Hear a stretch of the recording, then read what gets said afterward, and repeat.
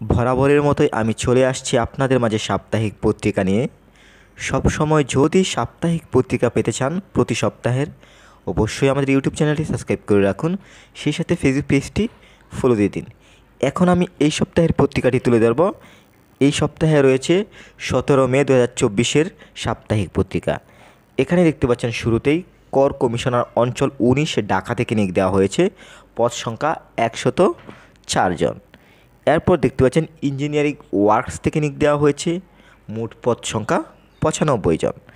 এরপর দেখতে পাচ্ছেন জেনারেল হাসপাতাল থেকে নিয়োগ দেওয়া হয়েছে, মোট পদ সংখ্যা 85 জন। সাপ্তাহিক পত্রিকার যতগুলো সার্কুলার রয়েছে, যেই সার্কুলারটি আপনার ভালো লাগবে, আপনি যদি আমাদের মাধ্যমে অ্যাপ্লাই করতে চান, অবশ্যই স্ক্রিনে দেওয়া নাম্বারে যোগাযোগ করবেন। এছাড়াও সাপ্তাহিক পত্রিকা সার্কুলারগুলো আপনি কিন্তু আমাদের চ্যানেলে পেয়ে যাবেন। পরিবার পরিকল্পনা কেন্দ্র থেকে একটি নিয়োগ দেওয়া হয়েছে, সার্কুলারটি ভালোভাবে লক্ষ্য করবেন। মোট পদ সংখ্যা 1446 জন। এই সার্কুলারটি ভুয়া।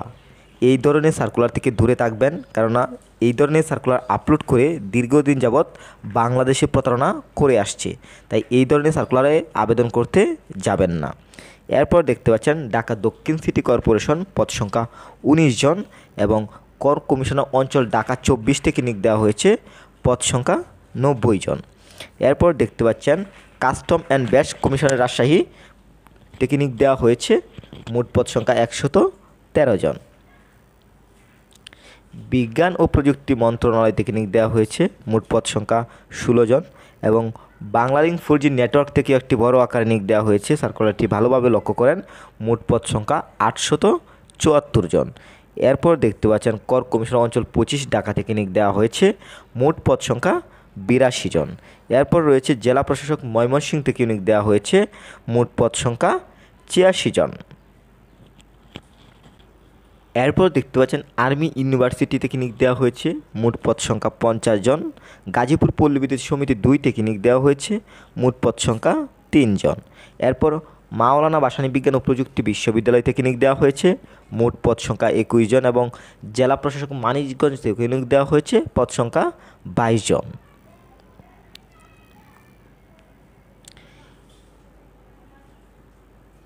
এখন আমরা সর্বশেষ পেজটিতে মানে 4 নাম্বার পেজটিতে চলে যাব। 1 নাম্বারের বিস্তারিত আপনি চাইলে 2 নাম্বারে দেখে নিতে পারেন। এটা হচ্ছে 2 নাম্বার পৃষ্ঠা। এখানে কিন্তু প্রথমের যে বিস্তারিত 2 নাম্বারে পাওয়া যাবে এবং সে সাথে 3 নাম্বারে কিন্তু আপনি বিস্তারিতগুলো পেয়ে যাবেন। এখন আমরা সর্বশেষ 4 নাম্বারের পেজটিতে চলে আসছি। শক্তি ফাউন্ডেশন থেকে একটি বড় আকারে নিয়োগ দেওয়া হয়েছে, মোট পদ সংখ্যা 575 জন। কাগড়াছড়ি পার্বত্য জেলা থেকে নিয়োগ দেওয়া হয়েছে, মোট পদ সংখ্যা 120 জন এবং civil aviation school and college থেকে নিয়োগ দেওয়া হয়েছে, মোট পদ সংখ্যা 35 জন। এখন আমরা এক নজরে প্রাইভেট জবগুলো দেখে নেব, যেগুলো এই সপ্তাহে রানিং রয়েছে, যেমন DBL group, Bangladesh commerce bank এবং bank PLC, Shahjalal Islami bank, advance chemical এবং international bank, NRB bank, Madhumati bank, Pran group, Uttara motors, Agrani bank, Jamuna electronics, Numan group, ShopUp, citizens bank. এই সার্কুলারগুলো বর্তমানে রানিং রয়েছে, এখানে চাইলে আপনি অ্যাপ্লাই করতেই পারেন।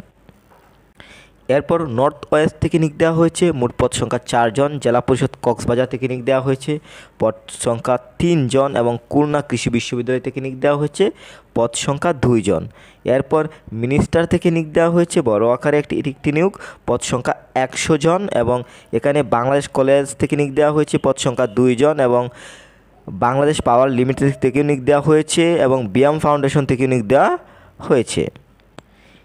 এই হচ্ছে সাপ্তাহিক পত্রিকা 17 মে 2024-এর। আশা করি সাপ্তাহিক পত্রিকাটি বুঝতে পেরেছেন। সবসময় যদি এই ধরনের ইম্পর্টেন্ট ভিডিও পেতে চান, অবশ্যই আমাদের ইউটিউব চ্যানেলটি সাবস্ক্রাইব করে রাখুন, সেই সাথে ফেসবুক পেজটি ফলো দিয়ে দিন। সবার সুস্বাস্থ্য কামনা করছি। আল্লাহ হাফেজ।